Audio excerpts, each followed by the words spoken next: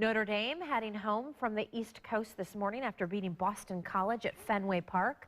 But that win wasn't as pretty or as easy as many people expected it to be. WSBT-22's Pete Byrne has more from Boston on what it means for Notre Dame's playoff hopes. Failing to bank so-called style points is one thing, but what happened here at Fenway Park on Saturday night is entirely different. In an uncharacteristic showing, Notre Dame committed 5 turnovers, narrowly defeating Boston College 19-16 in a game that is sure to raise questions in the eyes of the College Football Playoff Committee as to whether or not Notre Dame, with one loss, is one of the 4 best teams in the country. It started as a celebration. The first football game at Fenway Park in nearly 50 years, featuring a Fighting Irish team ranked 4th in the nation. But the Fenway fun quickly dwindled into cause for concern. A promising opening drive ends with an interception in the end zone and proved to be a telling sign of the struggles that were to come.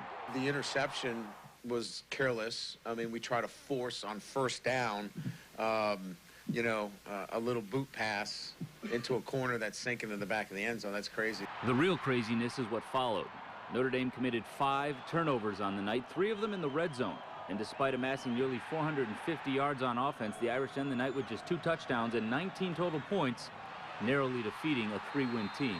As an offense, we know that this late in November and this late in the season, you can't have multiple turnover games, and for us to put the ball on the field as many times as we did, and for me to put the ball in harm's way as much as I did, it's surprising that you come out with a victory. Offensively, I thought we were moving the ball effectively against a really good defense, and it's just the turnovers that unexpected. That these guys are so conscious of it, and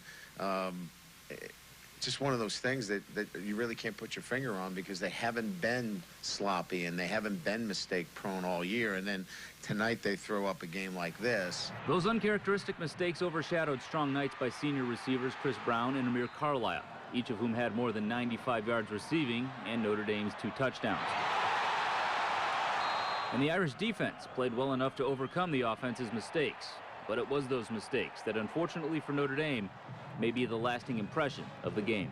They turned the football over. I mean, the story to the game here is if we take care of the football, this game separates. As well as Boston College intended to play and did play,